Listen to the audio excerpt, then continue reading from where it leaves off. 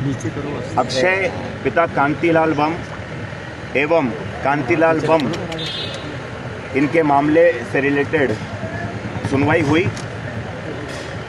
इस पूरे मामले में कुल 5 आरोपीगण हैं,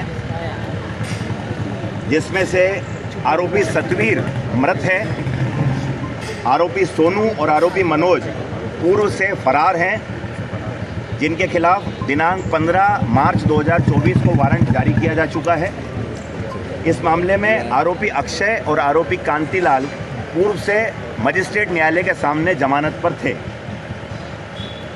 धारा 307 आईपीसी बढ़ाने के बाद मजिस्ट्रेट न्यायालय द्वारा सत्र न्यायालय के समक्ष मामले को कमिट कर दिया गया था, ट्रांसफ़र कर दिया गया।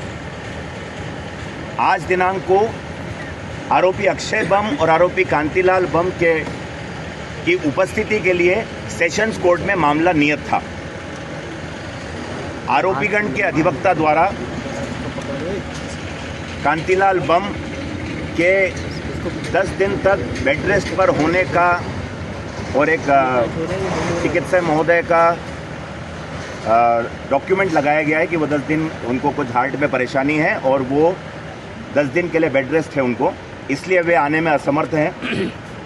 और अक्षय बम के लिए वे किसी आवश्यक कार्य से इंदौर से बाहर हैं, पारिवारिक कारणों से बाहर हैं, इस कारण वे आज सत्र न्यायालय के समक्ष उपस्थित नहीं हो सकते हैं। ऐसा कहकर उन्होंने आज के उपस्थिति से क्षमा चाही थी माननीय न्यायालय से। माननीय न्यायालय द्वारा ये कहा गया कि आज दोनों आरोपीगण की उपस्थिति के लिए मामला लगा है।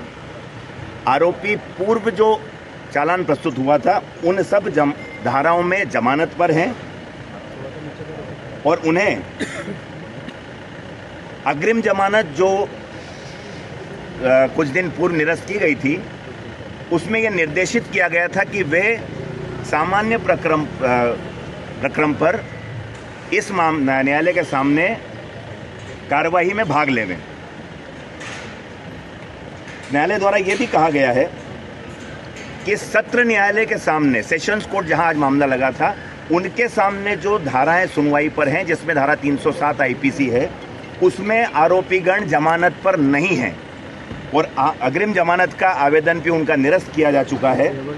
उन्हें दोनों आरोपीगण को आज न्यायालय में उपस्थित रहकर और कार्रवाई में विधि सम्मत तरीके से भाग लेना चाहिए था, किंतु दोनों आरोपीगण उपस्थित नहीं हैं और यदि उपस्थित रहकर आवश्यकता पड़ती तो धारा 307 आईपीसी के संबंध में जमानत का आवेदन भी वे प्रस्तुत दोनों आरोपीगण कर सकते थे, लेकिन ऐसा उनके द्वारा नहीं किया गया।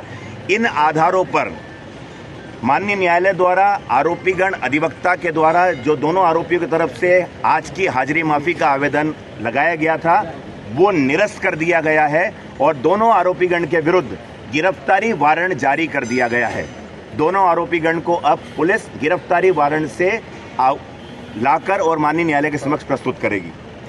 साथ ही फरियादी अधिवक्ता जो इस मामले के फरियादी हैं यूनुस गुड्डू, उनके निजी अधिवक्ता के द्वारा एक आवेदन आरोपीगण की जमानत निरस्त करने संबंधी जो धारा 439 उपधारा 2 दंड प्रक्रिया संहिता का होता है वो प्रस्तुत किया गया था। काफ़ी विस्तृत आवेदन था, किंतु न्यायालय के द्वारा ये कहा गया है, स्पष्ट किया गया है कि चूंकि इस मामले में आरोपीगण जमानत पर उनके समक्ष जमानत पर हैं ही नहीं, इसलिए विधि अनुसार जमानत निरस्त करने का आवेदन पोषणीय या मेंटेनेबल ही नहीं है। इस आधार पर फरियादी अधिवक्ता का आवेदन जमानत निरस्त करने का आवेदन भी निरस्त किया गया। जमानत पुराने केसेस में, पुरानी धारा में, हाँ, इस न्यायालय के समक्ष जो 307 जो सेशन ट्रायल धारा है उसमें चूंकि वो जमानत पर है ही नहीं, इसलिए जमानत निरस्ती का सवाल ही उत्पन्न नहीं होता है, इसलिए उनका आवेदन भी निरस्त किया गया है और आरोपीगण को गिरफ्तारी वारंट से तलब किया गया है।